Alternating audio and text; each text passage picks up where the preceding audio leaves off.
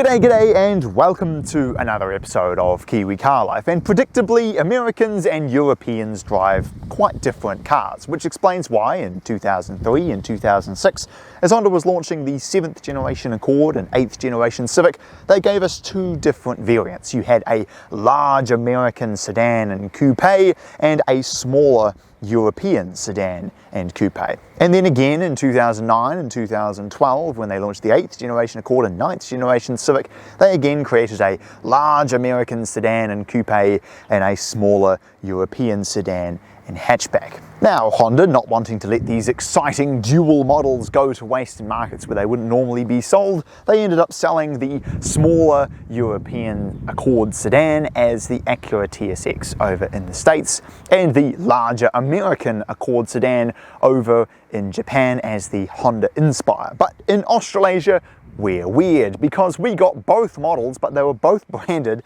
as Accords and Civics. So to distinguish the two models, they called the larger American Accord and Civic the Accord and Civic, and the smaller European Accord and Civic the Accord Euro and Civic Euro.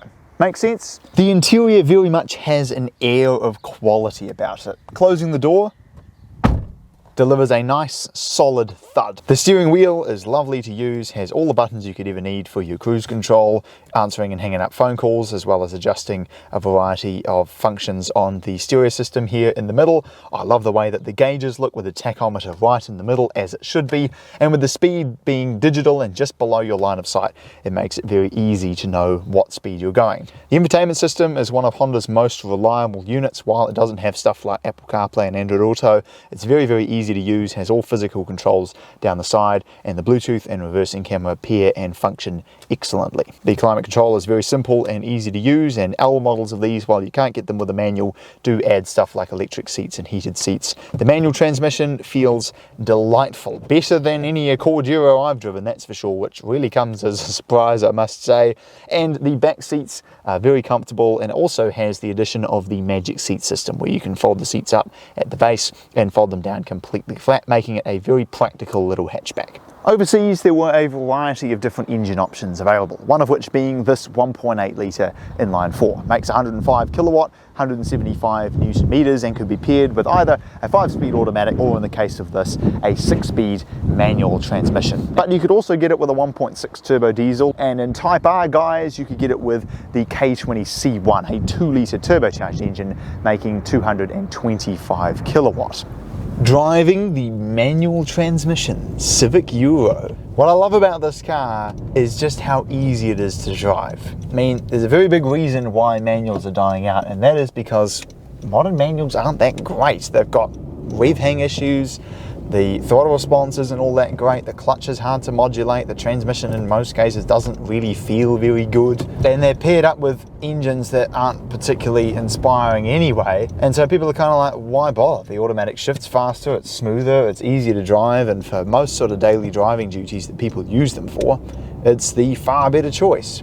However, this manual is lovely. It's got hill start assist, which makes it easy to get going on steep climbs. It's very slick to go through the gears. The clutch is easy to modulate. The throttle response is excellent.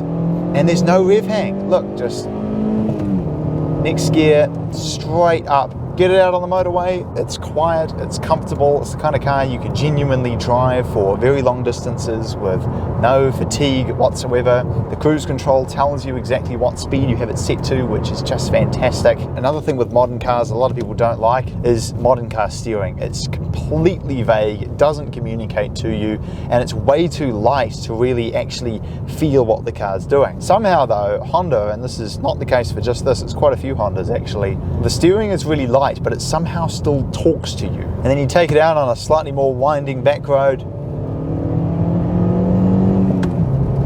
and while it's certainly not quick, the handling is nice, there's not too much road noise, it doesn't creak or rattle over big bumps or anything like that. It's very easy to heel toe. If manufacturers actually put effort into their manual gearboxes again, like Honda still does, and made cars that are fun but have amazing transmission, steering, throttle, brake and clutch feeling, that are easy to drive but above all else, still refined like a modern car, I think a lot more people would buy them.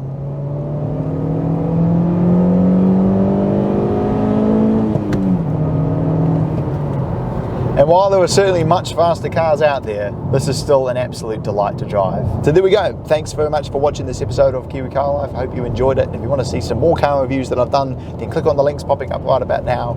And I'll look forward to seeing you again next time.